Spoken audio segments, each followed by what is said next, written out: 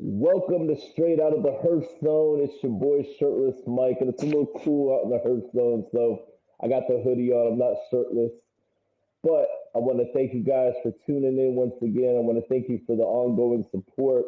When I haven't been able to be consistent with the podcast, I'm officially back. This is the first podcast episode of the year, and I have an extra special guest today. He's somebody that many of you know in the cigar world. We're going to get a full story. We're just going to kick back, smoke a cigar, and have a good time. So, waiting patiently down below is a good friend of mine. He's somebody I looked up to in the cigar industry. He's one of the coolest people I've ever met. And that special guest is Ryan Galimore. He is from Cigar Circus, and I'm going to bring him on the show. And we're going to get this show started, baby. What's up, Mike? How you doing?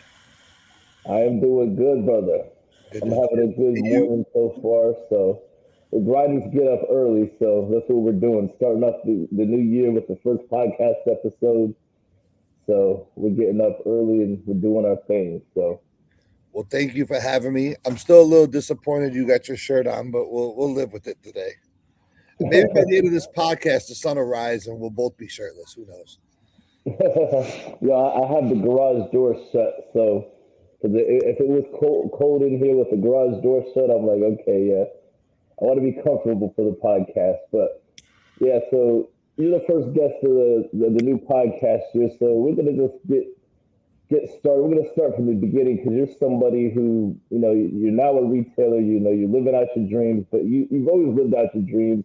You've done many different things in the cigar industry. So for those that aren't aware, give everybody the synopsis, of the early days of Ryan Gallimore, how you got into cigars, what caused your interest in the industry until today.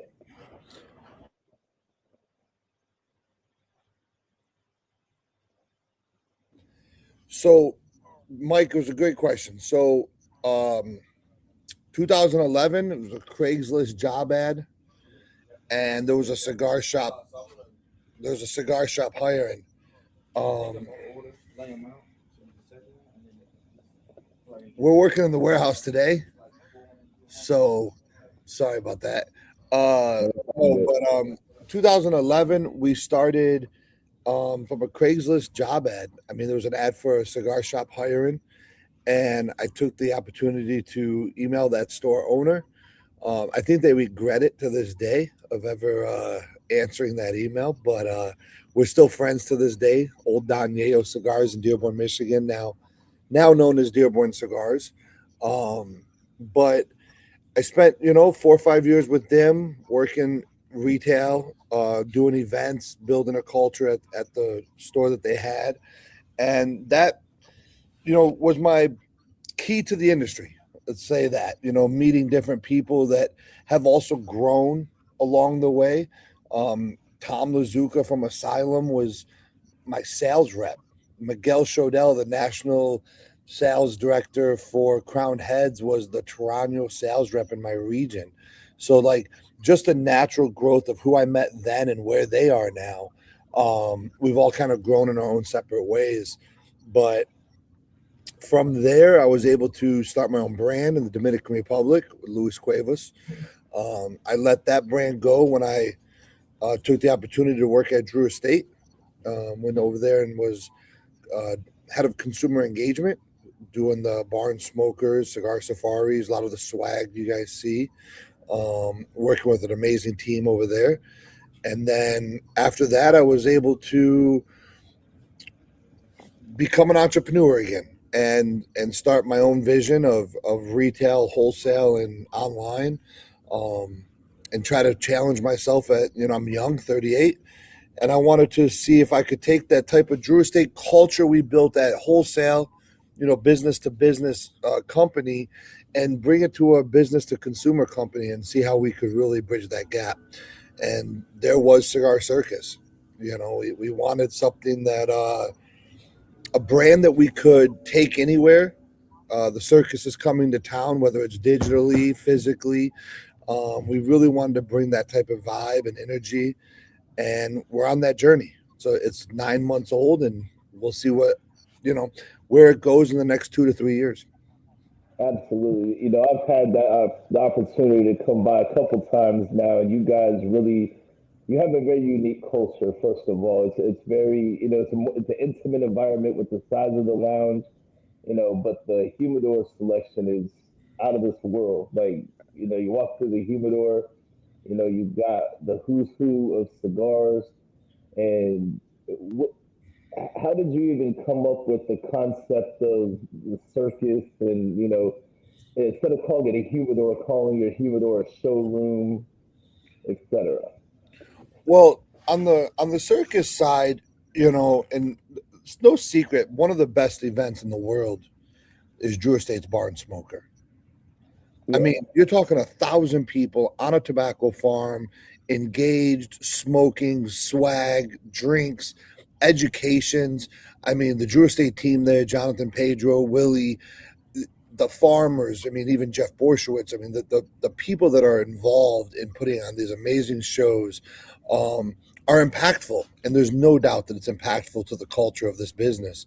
Um, One of the challenges we had when I was over there, though, running that program, is it's geographically kind of restricted to the barn. If you yeah, don't have a tobacco farm and you don't have a barn, it's really kind of hard to do a barn smoker California kind of thing. And when I was coming up with this, I always knew that events were my key. Like, I want to do events. That's my history. That's my resume. How do I expand on events? But I also didn't want to pigeonhole myself with, like, geographical restrictions. And that's where the name Cigar Circus came from, is something that could go anywhere, no geographical boundaries, and really deliver a show. When the name came of Cigar Circus, the marketing followed. Okay, clowns, animals, you know, the guy that's 50 years old today is the kid that remembered going to Barnum and Bailey's when they were 10, that didn't have the internet. So our current demographic of smoker resonates with the circus culture, with the memory of going there when they were a child, and now they can come here and get this adult 21 and up experience, but still have fun, still have the camaraderie of the show. I mean, you've been to some of them. We've had flamethrowers and jugglers and magicians and so many different experiences just here at our home base. And let's see what that propels us as we take this thing on the road and into 27 where we go. yeah. That's really awesome, and and I heard about what the plan is, and obviously it's in the infancy stages, but so you're actually gonna get like a circus tent and do just hit different cities with, and are you gonna be working with like a bunch of different brands? Are you gonna keep it brand specific when you do that? It'll be Like a how that? multi-vendor. Sorry, Mike. It'll be a multi-vendor. Try to work with as many brands who want to partner with us. And we have amazing brand partners today that support all of our events that we currently do. When we go to scale it, the brand partners will change, the dollars will be different. Um, the locations are key. The real trick for us is to piggyback or work with current events that have like-minded demographic consumers, right? So things like high level example, Sturgis, there's a million people at a bike rally, um, Yeah, Daytona bike rally. These are things where there's sub a million people of 21 and up, have expendable income, and we could create a hospitality tent in that area, and we already know the crowd's going to be there. So that's kind of one of the strategies we're looking at, on top of major events like car racing or watch collections or boat clubs. So there's different ways we can do this, and the name of the circus allows us that unrestricted opportunity, whether we do this on an island and a beach or we do this in Kentucky at a bourbon festival. So absolutely. Now, with you're a retailer, you're a wholesaler, you're taking the circus on the road. You guys are doing stuff that nobody else is doing. Period. Like no, I never heard of anybody doing this. You're unrestricted. But coming at, you're 9, 10 months old, as far as having the shop open and the wholesale, like what are some challenges in the beginning that you've experienced, like with running, the type of shop, because you got online sales, you have several different avenues, and obviously that's always a grind. So what are the challenges that you've experienced so far, and how have you worked to overcome those challenges? Our biggest challenge is, you know, I don't know. I mean, every challenge is somewhat of a learning experience. So sometimes you can't look at them as hurdles or burdens. You look at them as opportunity to learn and overcome. But with that mind, I would say staffing. Post COVID, staffing is at its thinnest that it's ever been. Mhm. There was days you would travel to cigar shops and the store clerk is like, "Hey, can you find a way to get me in the industry? Find a way for me to become a sales rep. Find a way for me to do this." And today you go to a cigar shop and it's, "Hey, do you have anybody that can ring a register? I'm just trying to get a day off." And so it's kind of changed um, in that regard as far as the industry's pool of people to pull from. You know, all these reps you see out there or territory managers, they worked in a store at one point. Yeah. Nowadays, you see these territory managers who used to work at Verizon or DT Energy, or they're working for someone else, and the young talent pool of sales professionals and tobacconists, smokers, they're in the weed business. I mean, they're going over there working the vapor companies, the weed companies. It's a sexier looking opportunity for most of these people, and we have a struggle, I think, as an industry as a whole, sourcing decent talent. The other thing is having a new operation. People are scared to jump ship and get on board. You know, it's a risk for everyone involved, um, and that's fair. But that's probably our biggest challenge is putting a tobacconist style team together.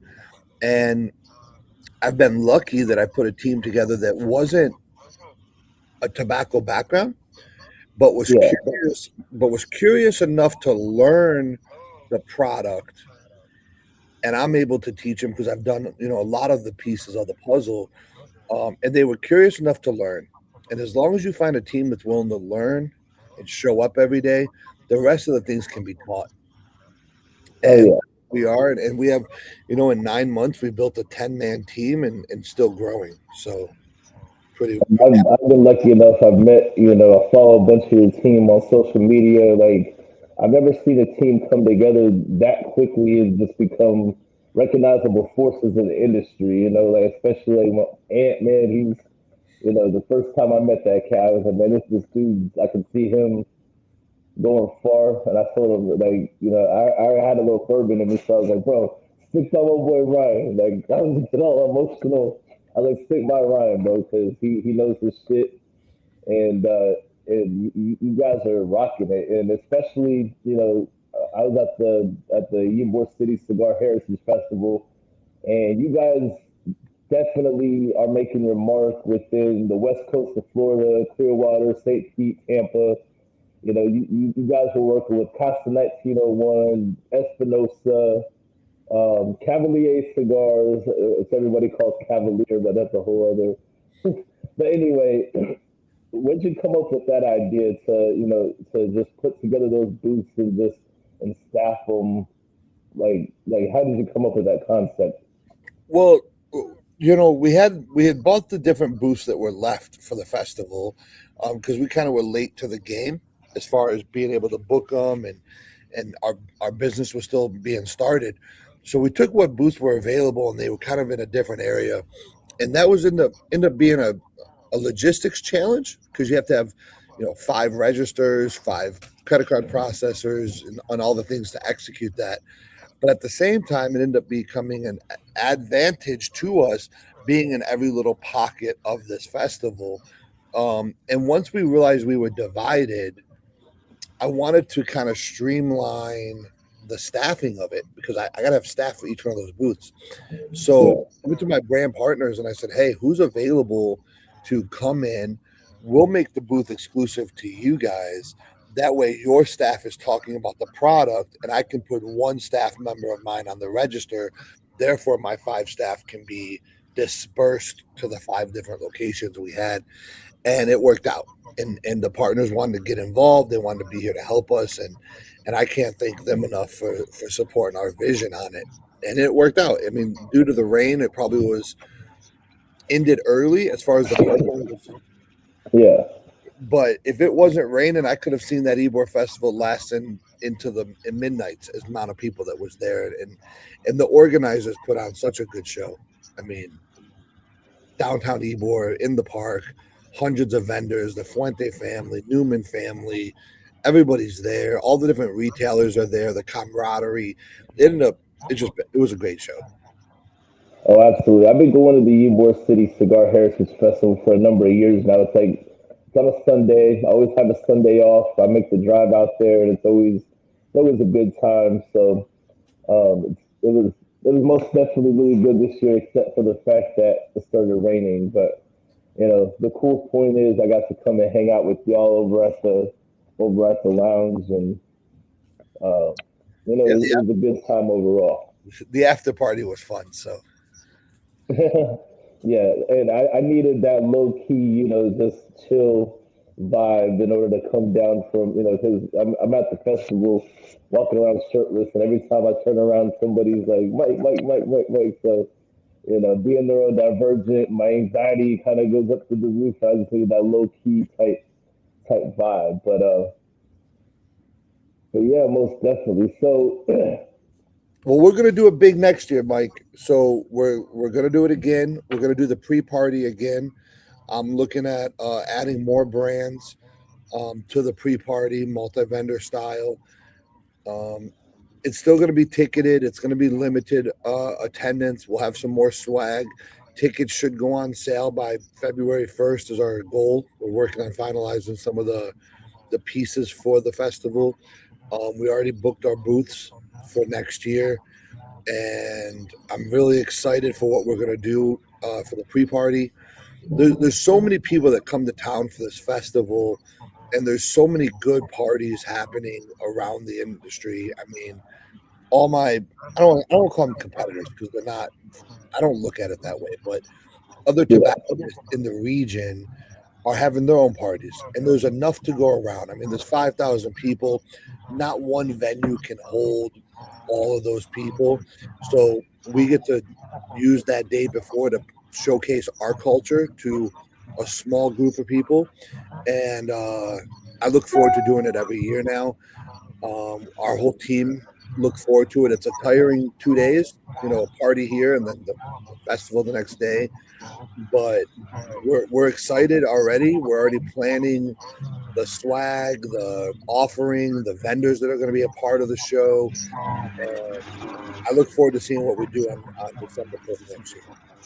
oh, absolutely. And I didn't even talk about the pre-party, because you guys really killed that. I was not able to make it because if I ain't at the shop, if I'm not working, I ain't making money. So I made it a point to go on Sunday after the whole event. But the pre-party, you guys had a car show, right? Or am I mixing up? Yeah. So tell us about that, like how that was. Matt, we just said, hey, we're going to throw a party. We have all these reps in town. Let's all just kind of get together before the festival the next day, pre-game, smoke, invite some friends. Um, and one of the customers that comes into the circus, who's become a great friend of ours, he's like, man, I own a bunch of classic cars. My friends have some classic cars. What if we just parked them out front for a nice backdrop? And between his ideation and ours having vendors in town, boom, we threw a party. And just like that, we were able to come up with a concept between the two of us. I got cigars, he has cars. We could all find some liquor and food. And next thing you know, we had, I don't know, 100 people here hanging out. And it was a good time. We just try to, again, sometimes it's not about how much you sell or how many people you have. Is Everybody walk out and say, "Man, I had a good time last night," and that's half the battle. Hell yeah.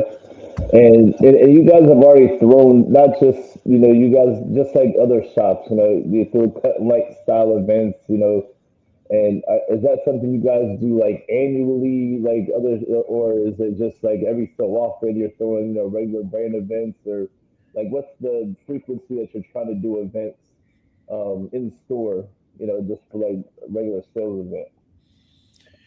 Let it make sense. I mean, sometimes it's not even for a reason.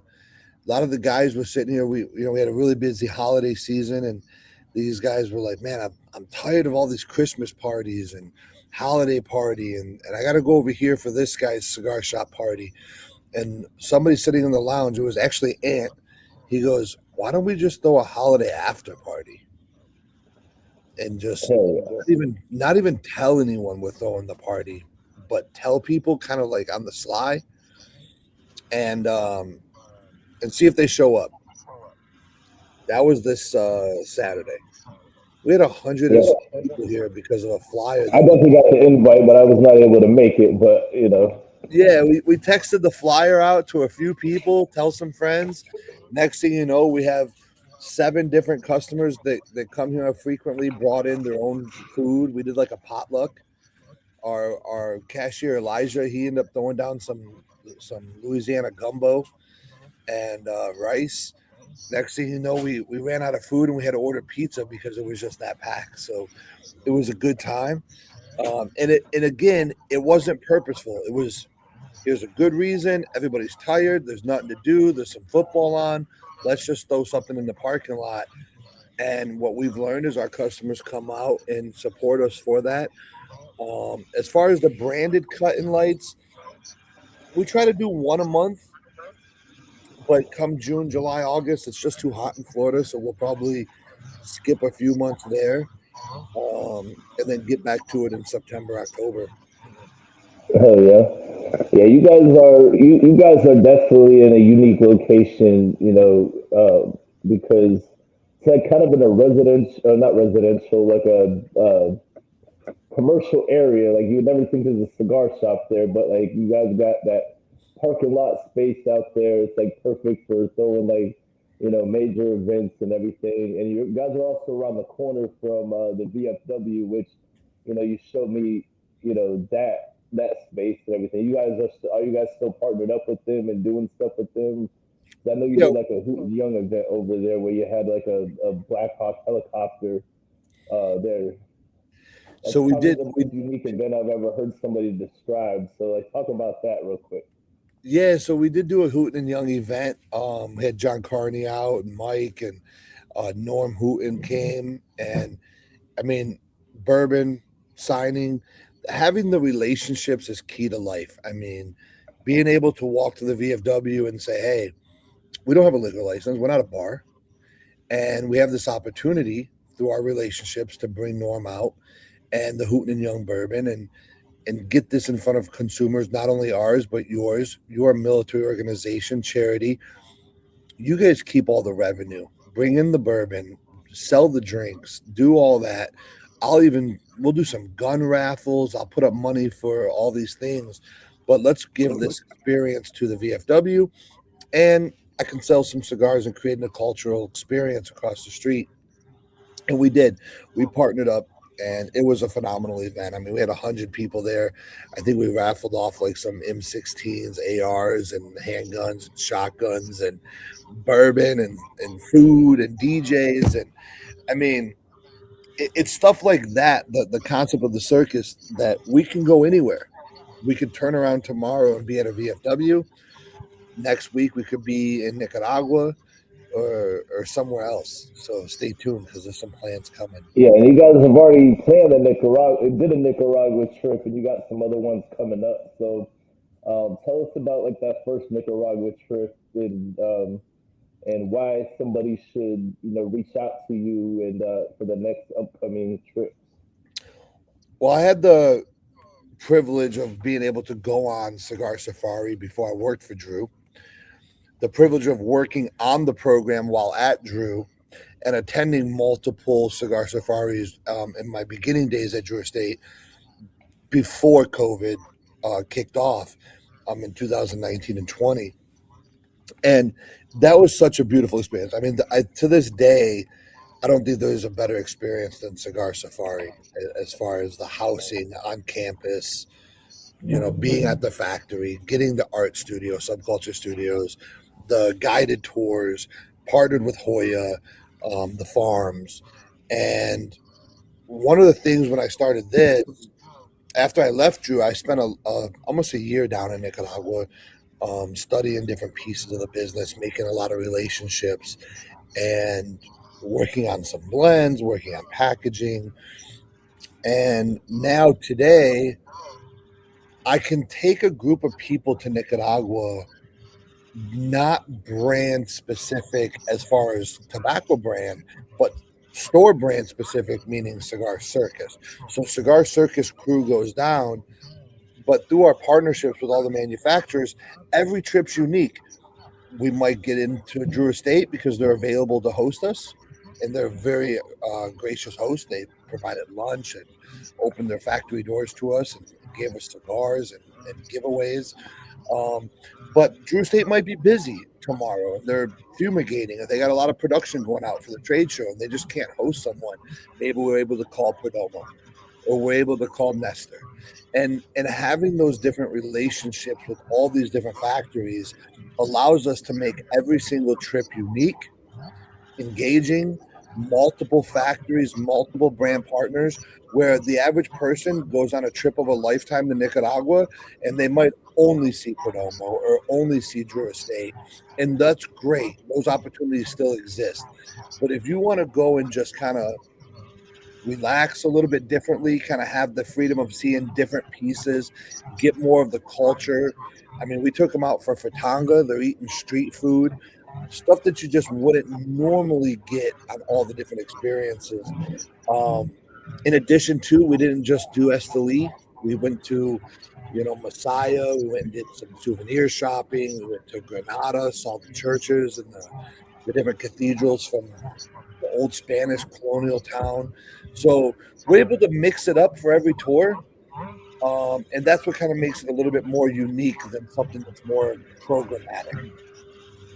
Yeah, yeah. Because when people normally go down, they're just at one factory doing the whole shebang, and they're kind of stuck in that little bubble. But you've done a little bit of traveling yourself. You've made those connections down there, and it's awesome that you're able to provide a different type of experience to the consumer, and that's awesome.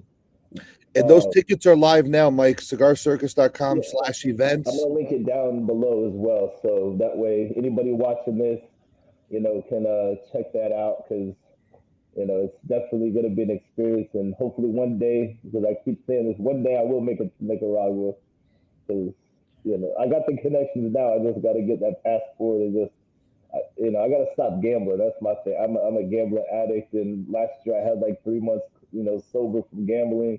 Then I kind of got back into it. So when I do that and I have more money in my pocket, then I'll definitely make Well, it you just got to hit that eight motivation. You just got to hit the 8-leg parlay on the Hard Rock, and we'll be good to go. You'll be paying for my trip. I got to stay away from gambling. But yeah, so you guys are brand new to the scene, in the cigar industry. How has Cigar Circus been received so far? I think pretty well. Community. I think pretty well. There's going to be skeptics. There's going to be haters. That's part of any business. That just means you're doing something right. So you have to take those as they come. But for the most part, I mean, we've been embraced from not only the consumer pool in the region, but we've been embraced by the retailers too. It's surprising to me how many events we have here where other retailer stores are coming over to visit, coming to hang out, and we do the same thing. We take our team out to different stores, different festivals, different cut and lights that they're having, and the support from not only the other brick and mortar stores, but the support we've had from the consumers in the region has been phenomenal. The support we've had from the brand manufacturers is amazing. Um, we've able to get good inventory, good stock, quality cigars consistently to our facilities, and that's half the battle is having the right offering to the consumer. As you mentioned, we have a 3,000 almost square foot walk-in cedar humidor that is supported by another 3,000 square foot of backstock inventory. So you come here, your product's in stock, it's ready to go. There's a decent price. We don't really do too many price cuts or discounts. We're not the lowest guy in town. We're not selling, you know, 5-pack walls of just the cheapest cigars we can get out of the factories. We're more driven on culture and consistency and quality than the cheapest product in town or the cheapest offering. And that's the key right there because I've literally walked through your humidor and seen stuff that you don't see everywhere. Like I got a few rare, I mean not rare, but well aged tatuajes when I was there. Just literally like nobody had got through the box yet, and I was like, really, like the cellophane was yellow. They were smoking great, and you know you you got stuff that due to your connections, I know you were able to get some well aged stock, and I know you also have some old inventory as far as like I saw the foundation in the back there and stuff like that. You guys got some stuff that nobody else has, so like that's the key to it. Like when you're in the game like that, you can provide that experience for those that want to partake of that, and that's awesome. And I've been into the warehouse in the back twice. Every time I go there, I just take a little walk through, and it's definitely a unique experience. And uh, something that now, yeah, right there in the warehouse, right there. But anyway, so you guys also the wholesale division, Cigar Smuggler. Uh, you guys are doing what nobody else does. You guys usually, most times, and I know there's probably been a couple times where you just ship stuff, but you're hand delivering products. Like you will show up to, the store if you're able to and hand deliver products. Like why did you decide to, travel a state like that and hand deliver stuff? Because I know Meyer and Dutch isn't doing that. I know, other wholesalers aren't doing that. Like, why did you decide? It takes a toll on your vehicle and gas money and et cetera, et cetera. So talk to us about that.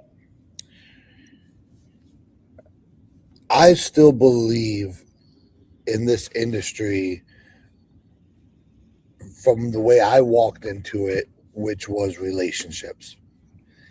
And through those relationships and the culture of the game, of the brotherhood of the leaf, you want to call it, um,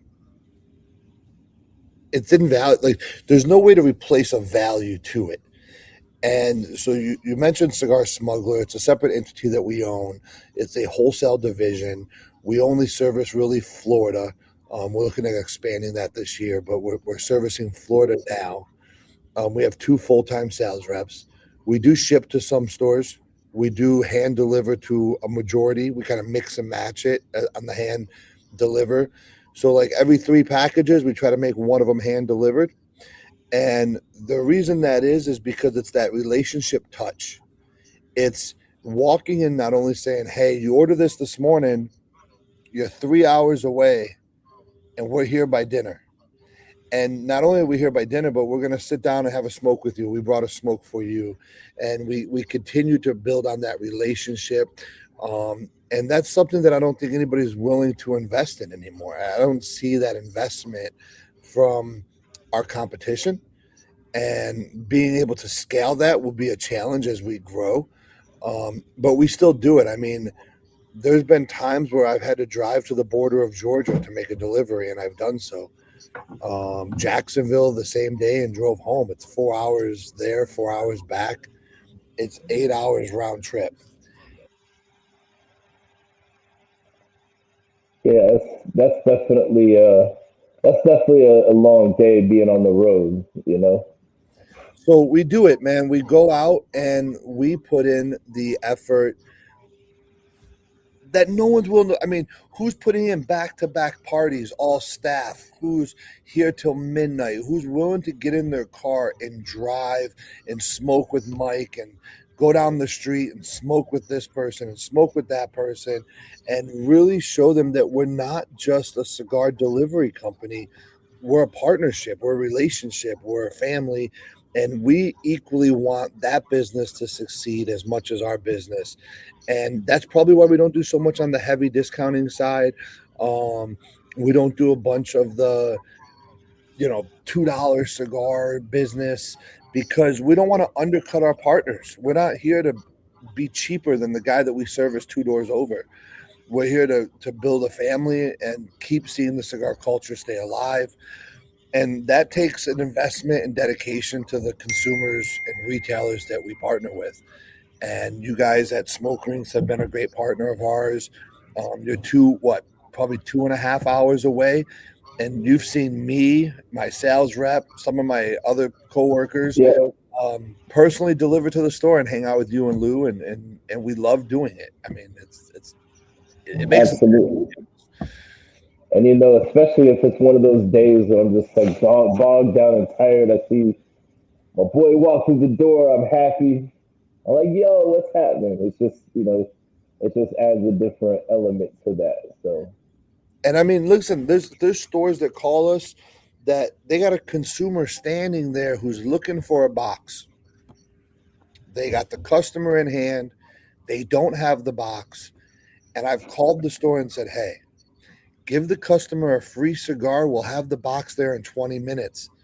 And we run down the road and make sure that they can complete that sale, complete that profit, put that money in their pocket, and keep their business doors open. Where else can you go and do that in this industry today? It's very rare. I'm not saying we're the only very one rare. doing it, but we try to make that a point. And I harp into my team. That's a reward. And I know it's really hard in today's economy where, eggs are expensive and all these different things are going on and people are trying to afford their rent. And to tell your team, hey, one of the bonuses and benefits of this company is you get to work harder and go shake hands at 9 o'clock at night. And to get that mindset in today's economical stance, it's a tough sell to an employee. But when they understand that there's a long game to the relationship, that there's a bond that's built, that's a lifetime bond that they might tap into if they sell cars in 4 years, might be the guy buying a car from them. So I try to explain to them that the cigar business is a relationship. It's all about the Rolodex you can build while you're here. And those are built over many cigars, many nights, many hours on the road, but it's worth it. It pays its dividends. And look at it as a bonus that you have access to this type of community, this type of culture, and the people that are in it.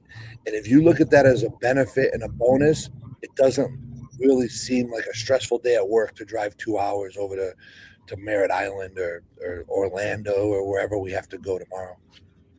Absolutely. And I'm definitely a testament of, networking and building relationships because that's how I got in the cigar industry. Like I was just the young, I was 18 years old when you could still be 18 and buy cigars. I was one of the youngest people in my area smoking cigars. And then, Lou, he saw me come up basically. And then when he moved locations, he hit me up. He was, it was just going to be like a literally just get my feet wet type thing, just one day a week. And then he gave me a call like 2 days later, and he was like, "You ready to come on full time? Because I need it." And I was like, "Sure." And I learned every part of everything. I've even learned how to bartend, and and through relationships, I've helped enrich the store because I know people like you, Boston Jimmy, and introduced you to the store and everything.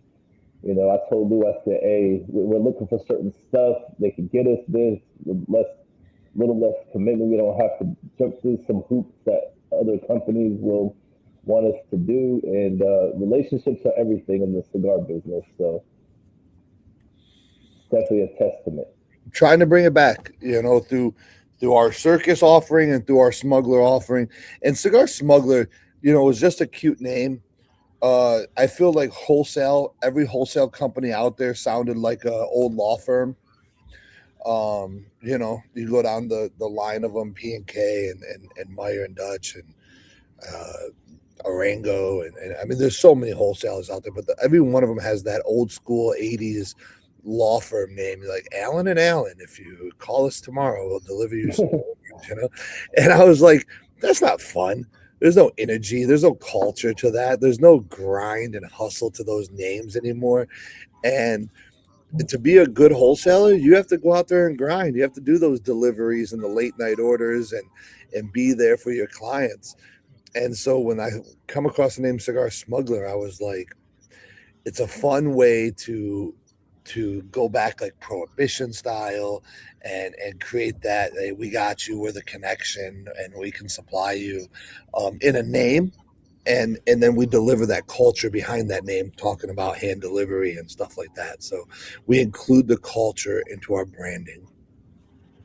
Absolutely. And 2025 was a really it was up and down for Cigar. It was really good, but um, have what are some trends? Have you recognized any trends with like certain cigar brands, like as far as like what's selling the best, etc. I felt like some limited edition cigars were selling really good, and obviously the limited editions, you only get a certain amount because they're only making a certain amount, and then people are wondering like, what the heck? You got me addicted to this cigar. Now I can't get it. But have you noticed any like trends with brands that are selling really good, or like hot brands that I might not have recognized? I don't know for you, and again, my shop is new. I was obviously on the other side of this industry for the last 5 to 6 years, so I'm starting to renew, my vision on trends as far as the consumer level at the register. Um, I will say that I've noticed that a consumer is willing to spend more dollars on a cigar he knows is going to be good and quality, like good quality, good flavor, etc., tried and true brand, before he's willing to try the limited edition on a whim today. And I think that's going back to the economy. Um, Yeah, Again, zero politics involved. The pockets are tighter than they were yesterday. That's left or right. That's just where it's at. And at the end of the day, a consumer says, "I got $15. I got $15." And I want to smoke a cigar. This is a cigar that I get all week long. I've worked. I've got my Friday night. I'm going to go out and I'm going to enjoy a good cigar and digress from whatever challenges life gave me this week. And they come into the store. Look at, I'm balding. You guys are killing me. Oh my gosh. They come into the store and I got this, sparkly new packaging, limited edition. You've never heard of it, and it's $15. Do you want to try that? And maybe it's your portfolio, it's your palate. You might enjoy it. I think you might enjoy it. It might burn good. The packaging's catchy. Or do you go over here and buy that Padron 64 that you've had for the last 30 years and you know it's going to be perfect? The guy today is buying the Padron 15 because that's the only stick he's going to get this week. That's the only budget he has. And he can't take a gamble. Talking about gambling. Can he take a gamble on that 15 sparkly new offer if that's his only chance to relax? Or can he go get a Perdomo Legacy for $16 and know that he's going to get a good manufacturer quality cigar that he can trust? Because his budget ain't the same. He can't take those gambles on his cigar experience no more. And so for me, that's what I've noticed. And I think that's why you see the emergence of Placencia. People don't mind spending $24, $25 on a good Placencia because they know it's yeah, true, versus going out and spending $35 on a whim XYZ new edition cigar. And that could be a really good cigar. They're just not going to gamble on it. yeah. Yeah, that's what I've seen. That's the trend I start seeing. So there's certain brands that I know that if they come out with a limited edition cigar like Room 101, their 15th anniversary, they came out last year with the yellow label. People were like literally lined because up. they know all the anniversary cigars like really good. Like the Stinky Pinky was that number one seller, and we were able to get a lot of boxes a couple years ago, like during that time period. And it was so crazy that we even cleared space on the top of our 20% off table. It made it sound that said not 20% off because we were selling so many boxes. Amazon bases they sell them too, but They come out, they're gone.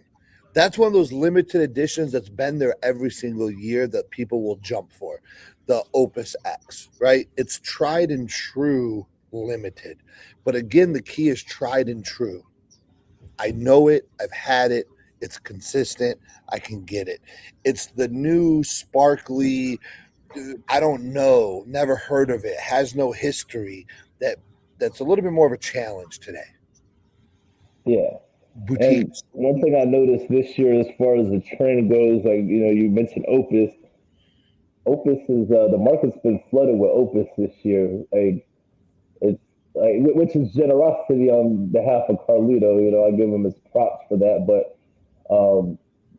we literally have so much Opus right now. Like that the last few drops, like we literally had to just sell it as a box price, and there is no really marking it up higher than it needs to be because all you got to do to sell is just regular Keystone and, whatever even if it's not perfect Keystone, whatever your normal markup is.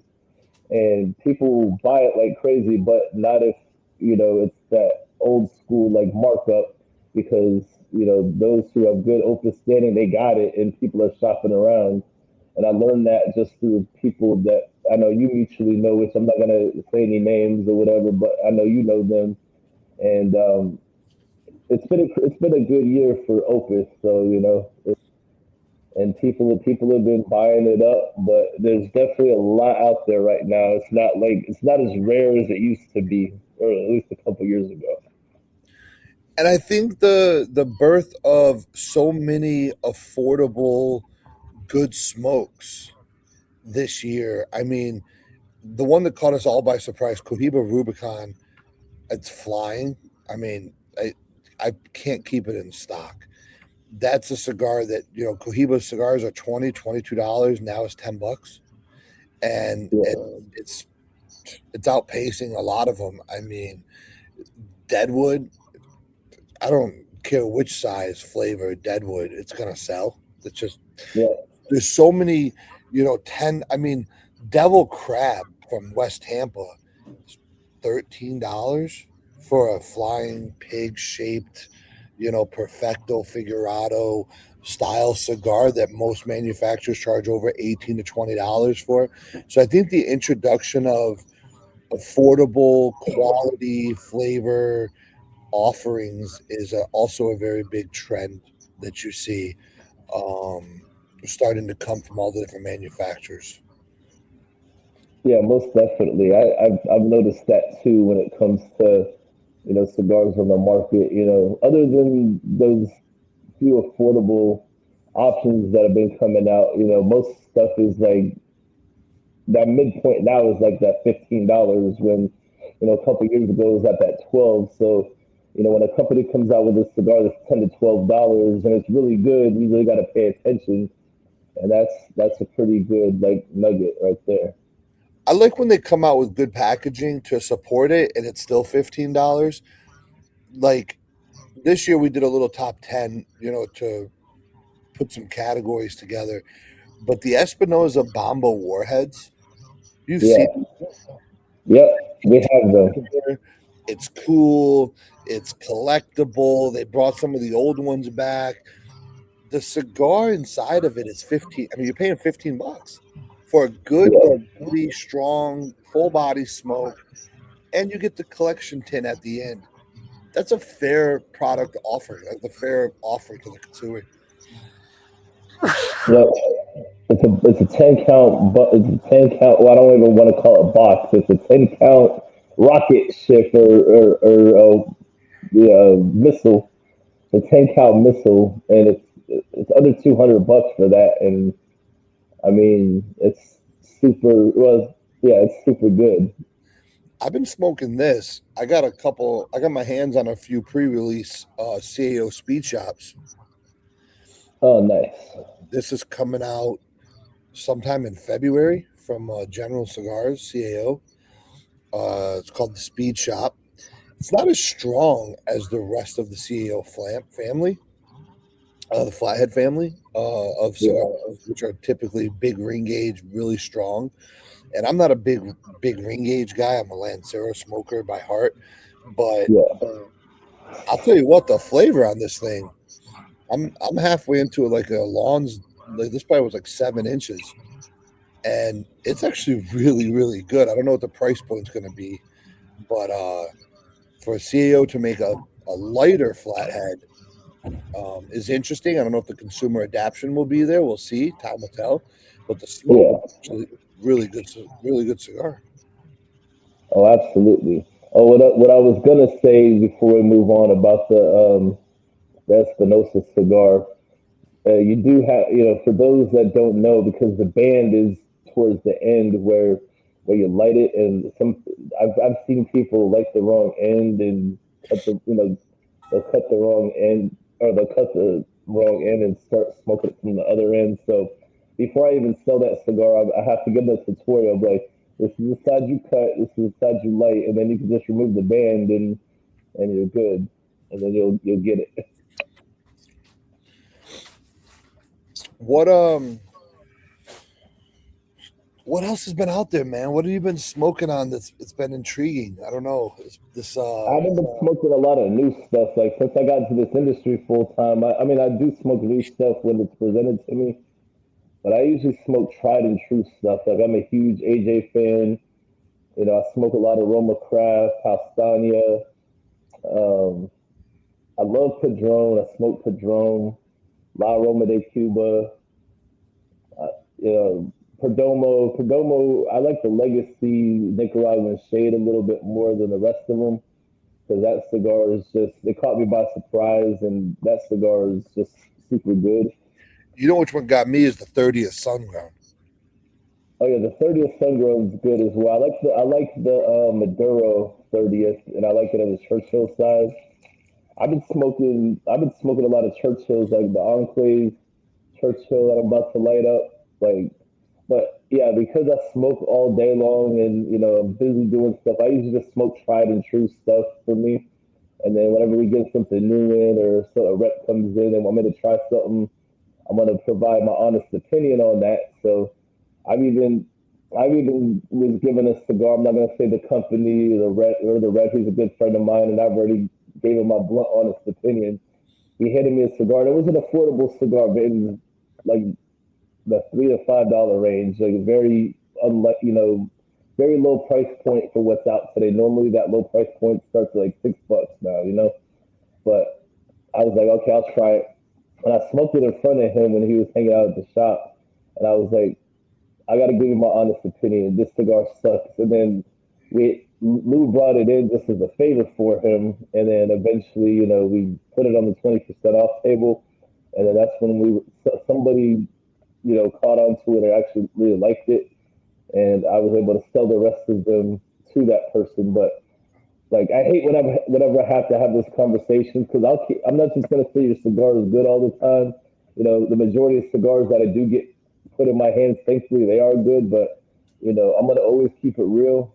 I, I'll have those conversations. I won't do it like over the internet, just man to man, face to face. I'm like, if a cigar sucks, I won't even say the cigar sucks. I'll just like, it's not my palate. Which most of the time, I have a very broad palate, so most of the time, a cigar will be in my palate. But I hate those conversations when it has to happen. But it is what it is. Luckily, it's one of the few conversations I've had as of recently on a cigar. So I will say that, to your point, the palate and flavor is subjective. But today more than ever, I mean, today we are having cigars come out that are the best quality construction cigars in the history of the business. From the Dominican yeah, Republic, Honduras, Nicaragua, Mexico. The cigars we're getting today are better than they've ever been made before. Absolutely. Absolutely, yeah, because it's very rare that I get a cigar and they say I have to say it sucks or it's not my palate, but we're definitely in a good era of cigars. Of construction, I mean, burn lines, quality as far as draw, ease of draw. I think everybody's kind of found that perfect manufacturing level. Palate flavor, that's subjective. I don't eat cheese. You might love cheese. Um, Well, I fucking love cheese. I put cheese on everything and I melt it on everything. so right there, we're gonna have a different palate, right? We have different enjoyment. And does that make the cigar bad? No, just makes it not for me. And I think Mike Herklotz always says the trick to having a great consumer experience is to meet the consumer where they are. And if you can meet them where they are and make sure that you understand their palate and the cigar that they need to enjoy, you can start to build that relationship. And that's shout out to Herklotz, but that's a really big statement for our industry is it's not what you like always, it's about matching. Absolutely, absolutely. Man, this has been an interesting conversation here. Is there anything else that you want to talk about? We're getting towards the end of the show. An hour flies by kind of quick, so um, and then I know it's the middle of the workday, so I want to see if you wanted to address anything else, talk about anything else, promote anything else. Well, I'll say this: we did this interview with our shirts on, which I don't know if I can appreciate yet. We might have to do this again shirtless. Yeah, in the middle of summer, I got you, bro. Because one of the things, we used to have this saying, Jonathan at Drew State, they had this saying, and I don't know if John came up with it or whoever did, but they used to have a poster in one of the conference rooms and it said, they tried to bury us, but they didn't know we were seeds. And it's a very meaningful statement to my journey for me. Um, if we were shirtless, I have a tattoo that says, the rose that grew from concrete. And it was tattooed on me when I was 18. You have a lot of tattoos yourself. And the motivation behind it is anything that stands in your way, no matter who tells you you can or can't do it, if you believe in yourself, the journey and the commitment and the resilience will allow you to break through any barrier that gets set in front of you. And as far as this meeting of this Zoom call with you as a friend, we've been knowing each other now almost 10 years. Um, Cigar Circus is just that. It's the resilience that we've had in this industry, and we're not done. We're young. There's again, we talked about the haters earlier, and we'll overcome every single one of those obstacles because it's built into who we are as a culture. And so I'll leave with that. That we're here to grow, push through all the obstacles, and see everybody on the other side of where this journey takes us. Absolutely. And I'm not in the 2026. I'm not giving any free promos to the haters. So I'm just gonna call them that, just haters. But we ain't gonna even keep talking about it like that. And but yeah, Ryan, I appreciate you for coming on the show, brother. And everybody that's watching, just know that this is not the last show of 2026. I'm making sure that I am getting back consistent the way I need to be. So yeah, make sure if it's your first time watching or just hit like, hit subscribe, leave some comments, share the show and all that good stuff. And Ryan, I'll let you know when we're not recording so we can talk that real shit. All right, Yeah, everybody, peace out, and I'll see you next week.